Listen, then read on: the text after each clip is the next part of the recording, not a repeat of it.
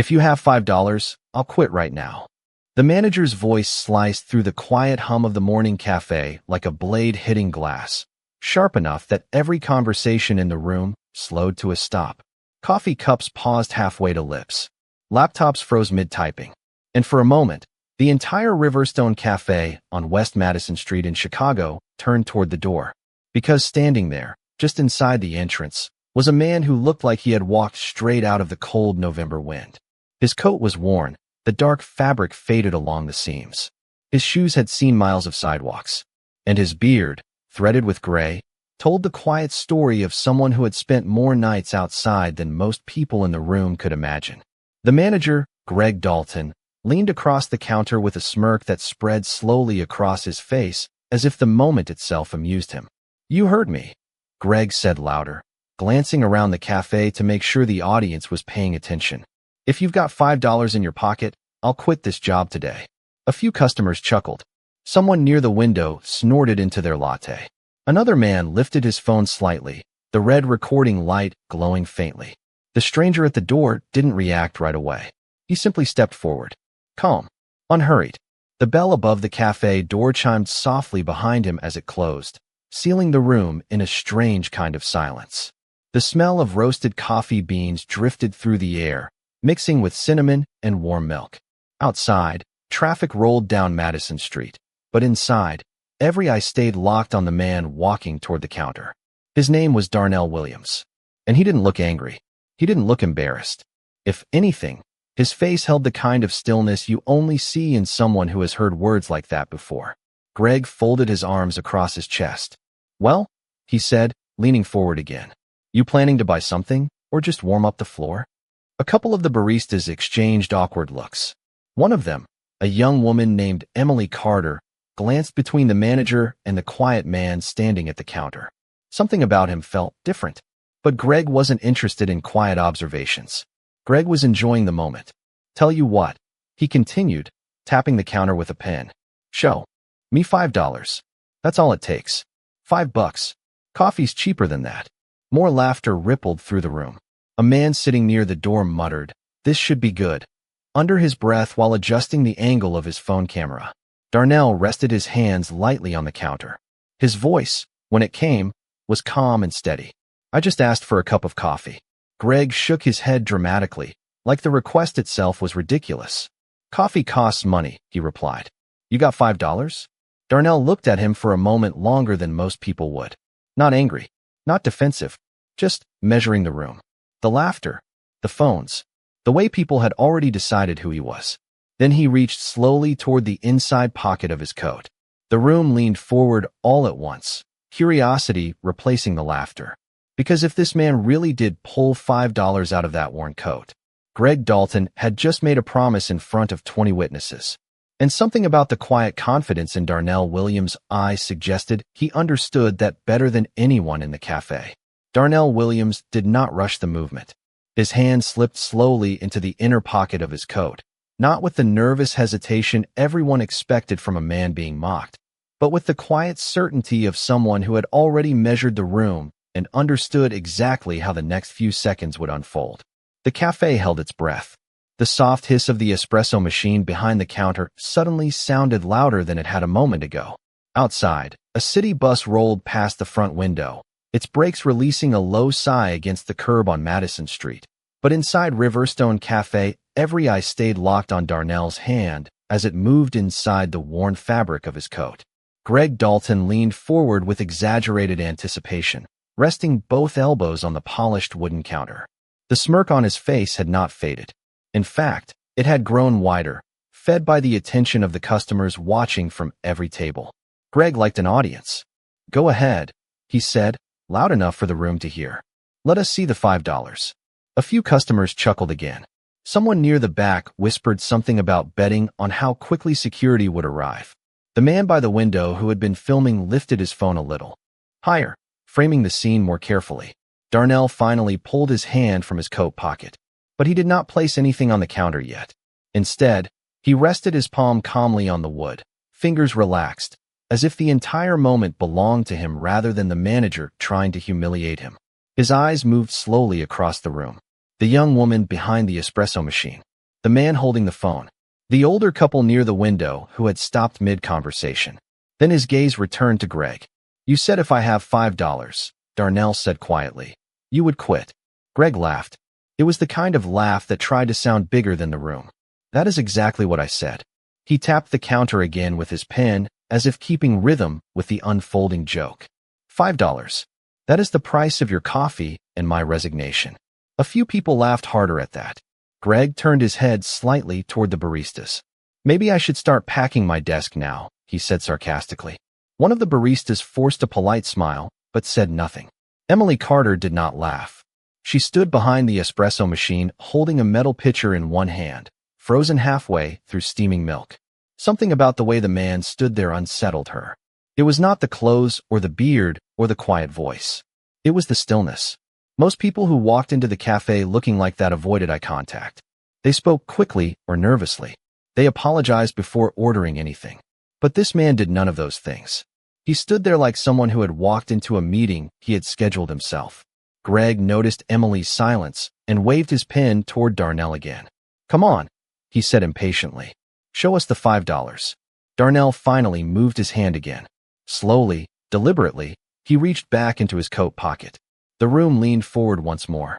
Even Greg leaned in slightly, his smirk tightening with anticipation. This time Darnell pulled something out. A wallet. It was black leather, simple and worn from years of use. Not flashy, not new, but real leather, creased along the edges in a way that comes only from time. Darnell placed it gently on the counter. Greg raised one eyebrow. That wallet might be worth $5 by itself, he joked, earning another small ripple of laughter from the tables behind him. Darnell did not respond. He opened the wallet carefully, unfolding it with calm precision. The sound of the leather creasing open seemed strangely loud in the quiet cafe. Greg leaned closer now, trying to see inside before the contents were revealed. Here it comes, he said, almost gleeful. $5 and my career is over. Darnell looked down into the wallet for a moment. Then he reached inside and removed something slowly. But it was not cash. Not yet. Instead, he placed a small rectangular card onto the counter between them. The laughter stopped almost instantly. The card was matte black. Thick. The kind of card that does not bend easily. Greg stared at it for a second before picking it up between his fingers. He turned it over once, then again. The smirk on his face began to weaken. Because embossed across the front of that black card, in sharp silver lettering, was a name. Darnell Williams. And beneath it, in smaller letters that reflected the cafe's ceiling lights, were the words Executive Acquisition Authority. The room did not laugh this time. Greg blinked once, clearly trying to decide whether this was part of the joke or the beginning of something else entirely. Darnell closed the wallet again with the same calm movement as before and rested both hands lightly on the counter. I have not shown you the $5 yet, he said evenly. But before I do, you might want to read the name on that card one more time. Greg Dalton turned the card once more between his fingers as if the meaning might change if he looked at it long enough. The silver letters did not change. Darnell Williams. Executive Acquisition Authority. The room stayed quiet in a way that felt heavier than the laughter from a minute earlier. Someone near the window slowly lowered their phone, then raised it again, unsure if the moment had just become more interesting or more confusing. Greg forced a small laugh that sounded thinner than before. Executive Acquisition Authority, he read out loud, stretching the words like they were part of some elaborate joke. He placed the card back on the counter, but did not slide it away from himself. That sounds impressive, he said, glancing around the cafe as if searching for approval from the customers watching the scene unfold. Hey, few people chuckled politely, though the laughter no longer carried the same confidence. Greg leaned his weight against the counter again and crossed his arms. Nice card, he said. But last time I checked, cards do not buy coffee. Darnell Williams did not react to the remark. He simply watched Greg with the same calm expression he had worn since stepping inside the cafe. The kind of calm that made people uncomfortable when they realized their words were no longer landing the way they expected. Behind the counter, Emily Carter quietly set the metal milk pitcher down beside the espresso machine. Her eyes moved from Greg to the black card resting on the wood surface. Something about the lettering stirred a faint memory in the back of her mind. Riverstone Cafe had received a long email the week before from corporate headquarters. She remembered the subject line clearly because the manager had complained about it for nearly 10 minutes during the morning shift meeting. Something about an acquisition. Something about ownership changes. Greg, however, seemed determined to keep the room on his side. He picked up the card again and flipped it between his fingers like a playing chip. "Let us not forget the original deal," he said loudly enough for everyone to hear. $5. That is all it takes. He leaned forward and tapped the counter once more with his pen. "Show the $5 and I will walk out the door." A man sitting near the entrance muttered under his breath that the manager might regret saying that, but Greg ignored him. The attention of the room had become a kind of fuel. Greg enjoyed being the center of a story. He did not realize the story had already changed direction. Darnell finally reached back toward the wallet that still rested on the counter. His movements remained slow and deliberate, never rushed, never defensive. The same stillness surrounded him like a quiet shield while the cafe waited. The wallet opened again. Greg leaned closer. So did several customers seated nearby. Darnell slid 2 fingers inside the leather fold and pulled out a small stack of bills. He separated one bill from the stack and placed it carefully on the counter. It was a crisp $100 bill.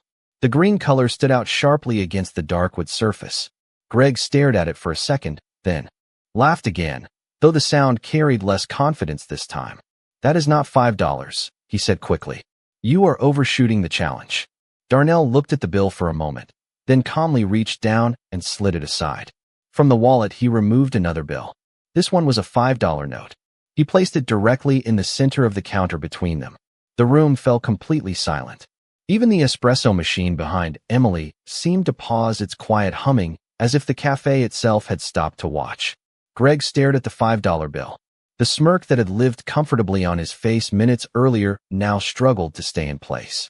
"Well," Greg said slowly, forcing a grin that did not quite reach his eyes. "Looks like I should start cleaning out my locker." A few customers laughed again, but the sound felt uncertain now. Greg picked up the $5 bill and waved it slightly. "You win the bet," he said. "But I do not remember saying anything about your card meaning anything around here." Darnell closed the wallet once more and rested his hands on the counter. "You are right," he replied calmly. "The bet was only about the $5. Greg nodded, trying to reclaim the confidence he had earlier. "Exactly." Darnell's eyes moved slowly across the cafe again. The customers watching. The phone still recording. The baristas frozen behind the counter. Then his gaze returned to Greg. "But the card," Darnell said quietly, "is about something else entirely." Greg frowned slightly, confusion creeping into his expression. "And what would that be?" he asked. Darnell reached into his coat pocket once more and pulled out a folded document envelope. He placed it beside the $5 bill on the counter and gently slid it toward Greg. "Ownership," he said. Greg Dalton did not touch the envelope at first. It rested on the counter beside the $5 bill and the matte black card, 3 objects that had quietly transformed the energy of the entire cafe. A moment earlier the room had been full of laughter. Now it felt like the air itself had slowed down. Greg looked at the envelope as if it might disappear if he ignored it long enough. The brown paper was simple, sealed with a small metal clasp, the kind used for business documents rather than personal mail. On the front, printed in neat black lettering, was a company logo that several employees behind the counter recognized instantly. Riverstone Holdings Group. Greg finally picked it up with one hand, his movements slower than before. "Ownership," he repeated, his voice carrying a hint of disbelief that he tried to disguise as sarcasm. He turned the envelope over once, then again. "You expect me to believe this?" he asked, glancing toward the customers as if waiting for someone to laugh with him. No one did. Emily Carter felt her stomach tighten. She had seen that exact logo in the corporate email sent to every location 3 days earlier. The message had been brief but important. A new majority investor had finalized a purchase agreement. Regional managers were told that additional announcements would follow soon. At the time, Greg had waved the email off during the shift meeting, calling it corporate noise that never changed anything on the floor. But the logo on the envelope looked identical. Greg slid the metal clasp open and pulled the documents halfway out. The paper inside was thick, professional, stamped with official seals along the bottom margin. His eyes moved across the first page quickly, then slower the second time. The confident grin he had worn earlier began to fade in small increments. A man sitting near the door leaned forward in his chair to see better. The phone cameras in the room did not move away. Greg cleared his throat and flipped to the next page as if searching for something that would prove the entire situation ridiculous. "This could be anything," he said, though the words sounded less convincing with every second. Darnell Williams rested both hands calmly on the counter while Greg scanned the paperwork. His posture had not changed since the moment he entered the cafe. The quiet steadiness in his expression made the tension in the room even more noticeable. Behind the espresso machine, Emily finally stepped a little closer to the counter, pretending to wipe the metal surface while she tried to read the top line of the document Greg was holding. The words were partially visible from where she stood. Acquisition confirmation. Riverstone Cafe locations. Effective date, this week. Greg stopped flipping pages. His eyes remained fixed on the paper as if he had reached a sentence he could not easily dismiss. Slowly, he lowered the document back onto the counter. "This says Riverstone Holdings transferred controlling interest yesterday," he said, his voice noticeably quieter. Darnell nodded once. "That is correct." Greg looked back down at the page again. "And the primary acquisition authority listed here." His voice trailed off before he finished the sentence. The name printed near the bottom of the page matched the name on the black card resting beside the $5 bill. Darnell Williams. The cafe remained silent. The customers who had laughed earlier now watched with the focused attention people give to a moment that feels suddenly important. Greg glanced toward the baristas behind him, then back to the document. The confidence he had carried minutes earlier was slipping away in visible pieces. "This could still be preliminary paperwork," he said quickly. "These things take weeks before they mean anything." Darnell reached out and gently turned the document toward Greg again, pointing to the lower right corner where an official corporate seal had been stamped into the paper.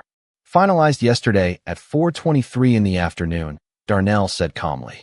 "All Riverstone locations transferred under the new ownership group at that time." Greg followed the line with his eyes. The timestamp sat clearly beneath the signature block. The man who had been filming near the window whispered something under his breath that sounded like disbelief. Greg placed the document back into the envelope and rested his hands on the counter, staring at Darnell as if trying to reconcile the quiet man standing in front of him with the information printed on the page. "You are telling me," Greg said slowly, "that you bought the entire Riverstone chain?" Darnell shook his head slightly. "Not the entire chain," he replied. Greg frowned. For a brief second, relief flickered across his face. "Only the locations that were underperforming," Darnell continued. "Including this one." The room absorbed the sentence in complete silence. Greg looked down again at the $5 bill resting between them. The bet he had shouted across the cafe now felt strangely different in the quiet that followed. Because the man he had mocked minutes earlier had not just shown $5. He had also shown something far more complicated than a simple bet could settle. Greg Dalton stared at the $5 bill as if the small piece of paper had suddenly become the heaviest object in the room. Just minutes earlier it had been a joke, a prop in a moment of public humiliation that he had expected to end with laughter and a story customers would repeat later that day.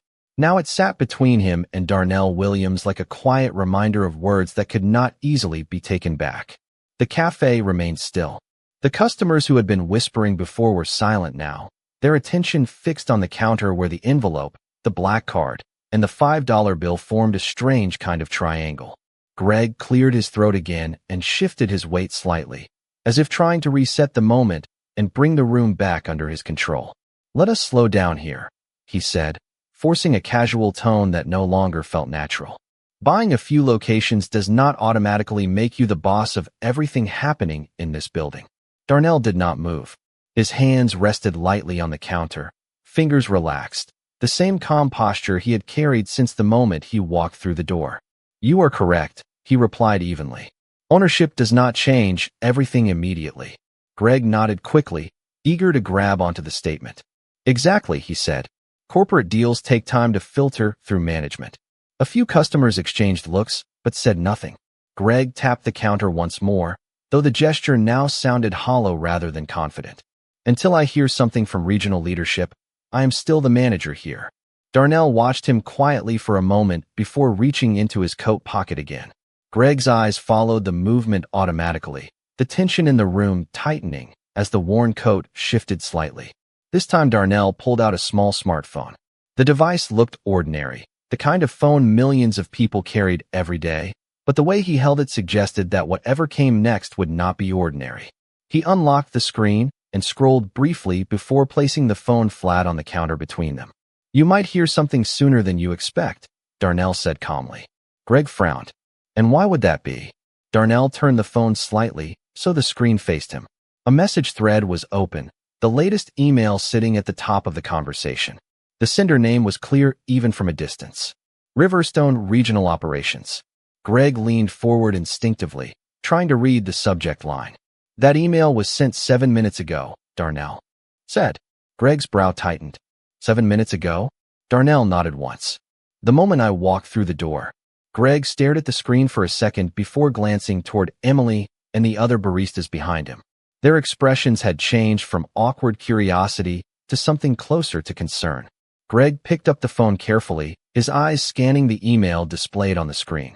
The subject line read, "Immediate notice, location management review."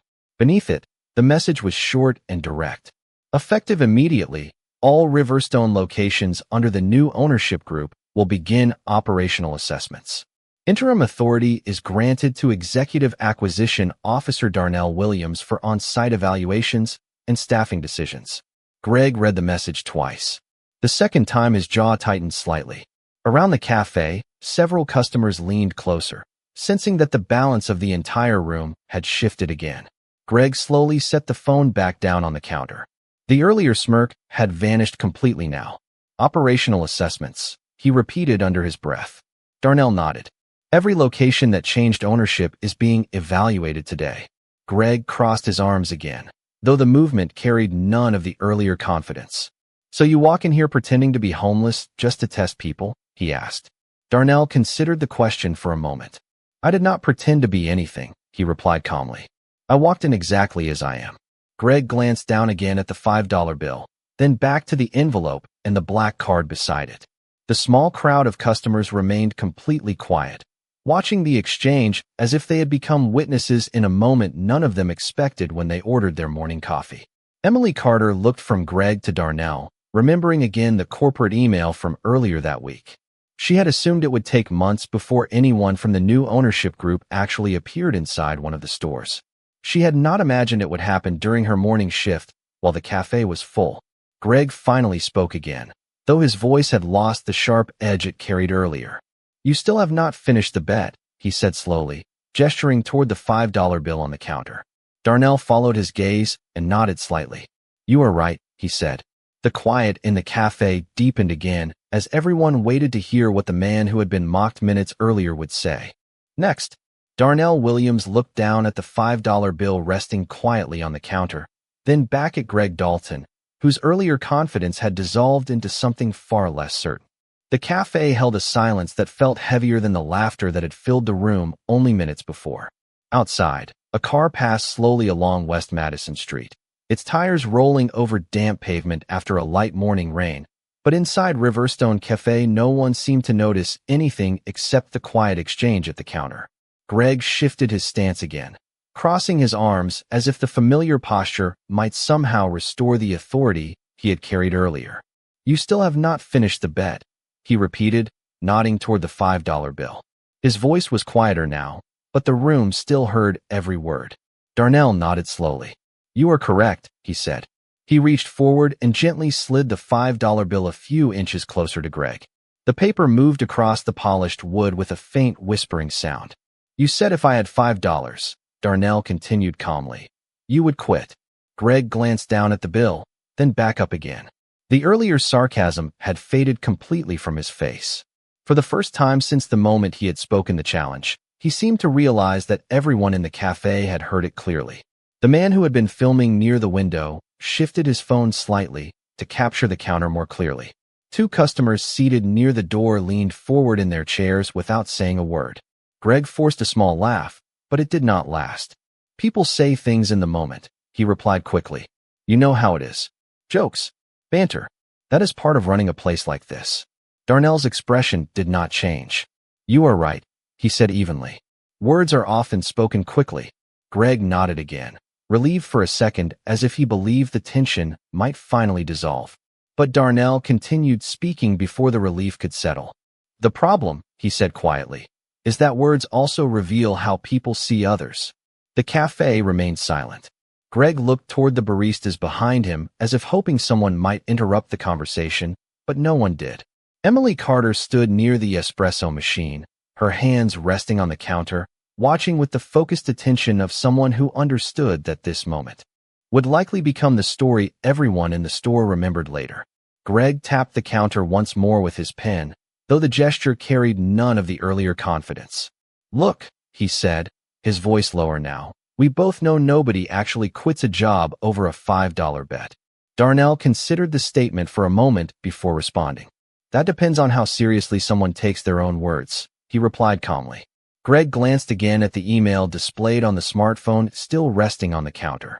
The message from regional operations remained open, the instructions clear and direct. Operational assessments. Interim authority granted to Darnell Williams. Greg shifted his weight again, the realization settling in piece by piece. You came here to test the staff, he said slowly. Darnell shook his head slightly. I came here to see the culture of the place, he answered. Greg frowned. Culture? Darnell nodded once.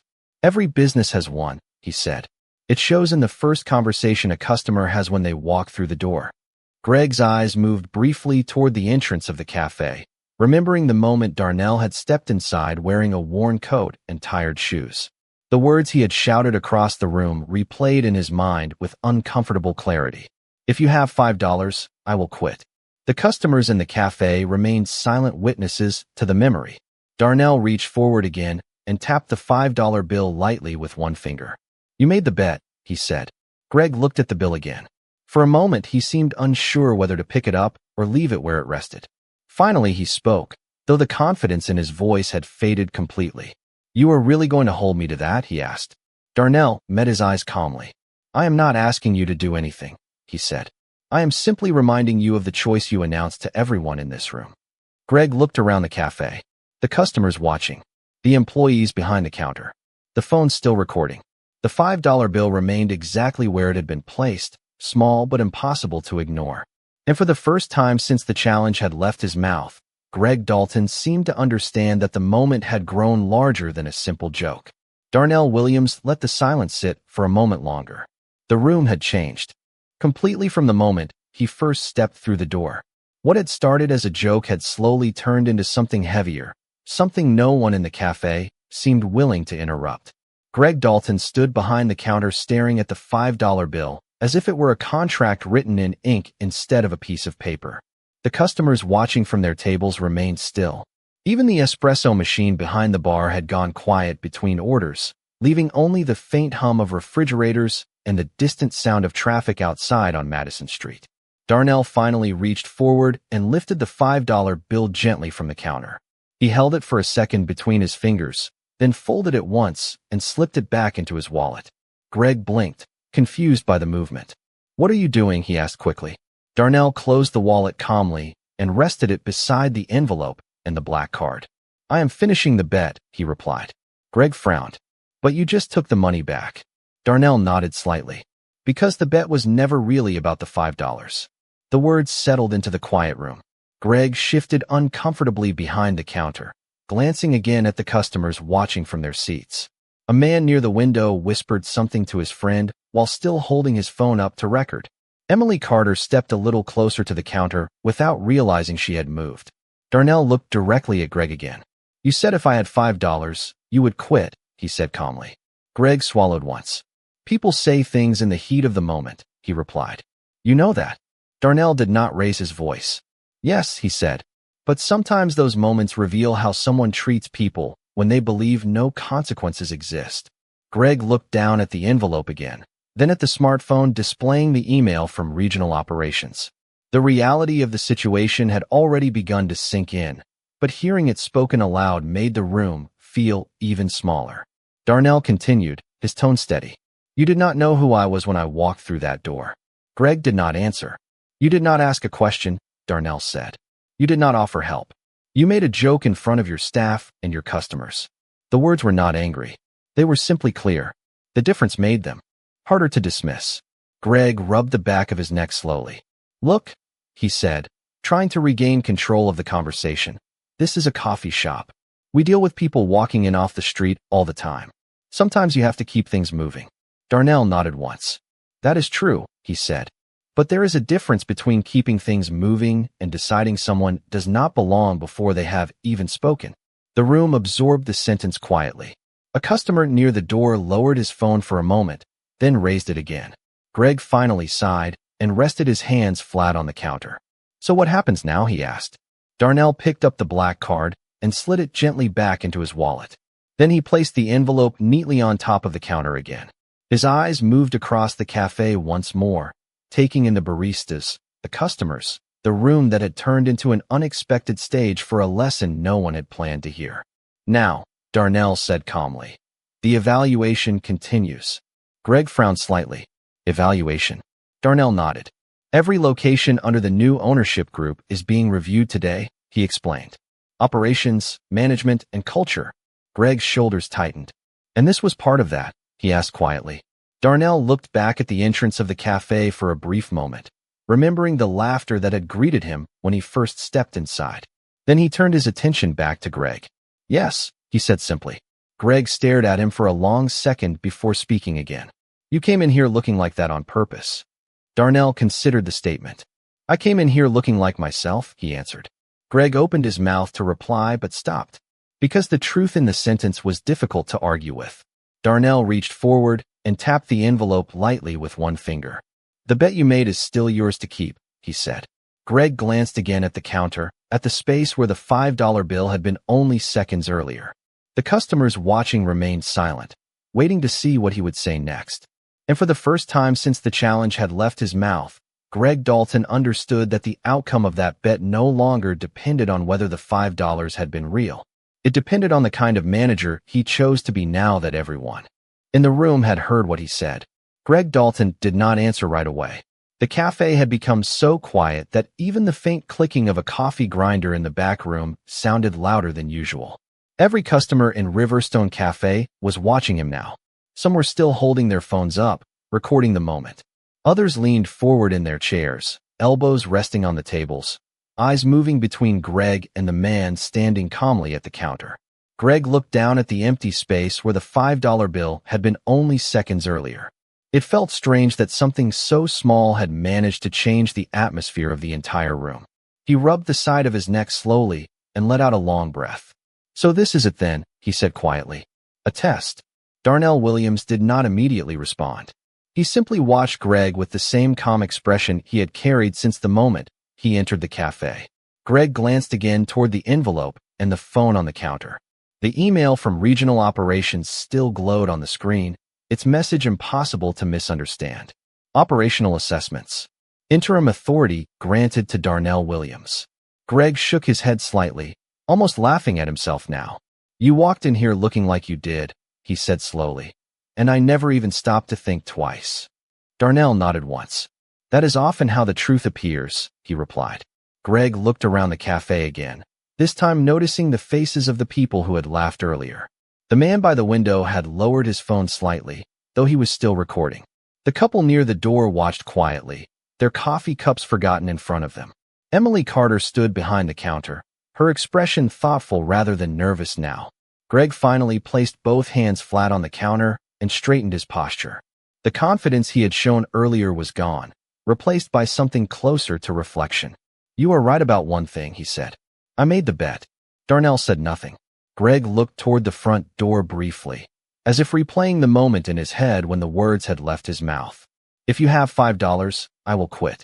It had sounded harmless at the time, a quick joke meant to entertain the room. Now it echoed differently in the quiet space around him. Greg turned back to Darnell again. "But quitting my job right now is not going to fix what already happened," he said. Darnell considered the statement carefully. "No," he agreed. "It will not." Greg nodded slowly, as if confirming the thought out loud helped him understand it better. "And walking out that door would probably make a dramatic ending to this moment," he continued, glancing briefly at the customers still watching. "But it would not say much about what comes next." The customers remained silent, listening. Greg looked back at Darnell again, his voice steadier now. You said you were evaluating the culture here, he said. Darnell nodded. Yes. Greg gestured lightly toward the cafe around them. Then you should know something about this place, he said. It has good people working here. People who show up early every morning. People who care about the customers. Emily lowered her eyes for a second, surprised to hear him say it so openly. Greg continued speaking, his tone thoughtful rather than defensive now. But culture starts at the top, he said quietly. And today I set the wrong example. The sentence hung in the air for a moment. No one moved. Darnell watched him carefully. Greg finally looked down at the counter again, then back at the customers sitting around the cafe. So here is the truth, he said. I said I would quit if you had $5. That was the bet. He paused briefly before continuing. But instead of walking away from this place, I would rather fix what I got wrong. The room absorbed the words in complete silence. Greg turned his attention back to Darnell. You are the one evaluating this location, he said. So the real question is not whether I leave today. He took a slow breath. The real question is whether I deserve to stay. Darnell remained still for a moment, his eyes moving across the cafe again, observing the employees, the customers, the quiet room that had witnessed the entire exchange. Then he looked back at Greg Dalton, who now stood behind the counter not with arrogance, but with a willingness to face the answer that might follow. For several seconds, Darnell Williams did not answer Greg Dalton's question. The silence in Riverstone Cafe stretched long enough that people began to feel the weight of it. Outside the front windows, a delivery truck rolled slowly past on Madison Street, its engine rumbling softly before fading into the background of the morning city noise. Inside the cafe, however, nothing moved. The customers remained seated, watching the two men at the counter as if the outcome of the moment mattered far more than the coffee cooling in their cups. Greg stood behind the counter with his hands resting on the polished wood surface, no longer trying to look confident, no longer pretending the situation was a joke. He had said the words himself only minutes earlier, and now the room had heard something different from him, something closer to accountability than pride. Darnell finally reached forward and picked up the envelope containing the ownership documents. He slid the papers neatly back inside and closed the metal clasp with a quiet click. Then he rested the envelope beside his wallet and the smartphone on the counter. His eyes moved slowly around the cafe again, observing the employees behind the bar, the customers seated at the tables, and the man near the window who was still recording the entire moment on his phone. When Darnell spoke again, his voice remained calm and measured. A business can survive mistakes, he said. What it cannot survive is a culture that refuses to learn from them. Greg nodded slightly, absorbing the words without interrupting. Darnell continued, his tone steady and clear. You asked whether you deserve to stay, he said. That is not a question answered by one moment alone. Greg waited, listening carefully now. Darnell stepped away from the counter slightly and glanced toward the employees behind it. Emily Carter met his eyes for a second before quickly looking down again, unsure whether she was supposed to speak or remain silent. The other baristas stood quietly beside her, their earlier nervousness replaced by a cautious curiosity about what would happen next. Darnell turned his attention back to Greg. Leadership is not proven when everything is easy, he said. It is proven in the moment after someone realizes they were wrong. Greg let out a slow breath and nodded once more. The cafe remained completely silent as Darnell spoke again. You made a mistake today, he said plainly. But you also did something many people refuse to do. You admitted it in front of everyone who heard it.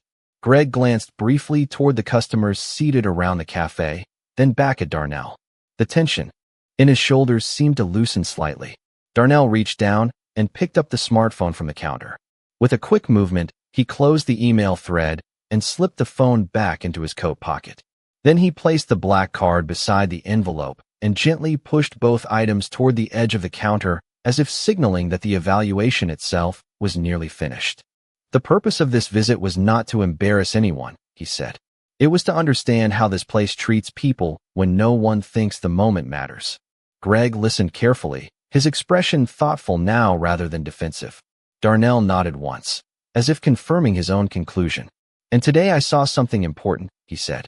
I saw a mistake, but I also saw someone willing to face it. The room remained quiet. Even the customers seemed hesitant to move. as if leaving too early might cause them to miss the final line of a story they had unexpectedly become part of. Darnell picked up his wallet and slipped it into his coat pocket. Then he looked at Greg Dalton one last time. "The bet you made still stands," he said calmly. Greg's eyebrows lifted slightly, surprised. Darnell allowed a faint smile to appear for the first time since he entered the cafe. "But quitting is not the only way to keep your word," he continued. Greg waited for him to finish. "You can also prove that the person who said those words this morning is not the same manager running this place tomorrow."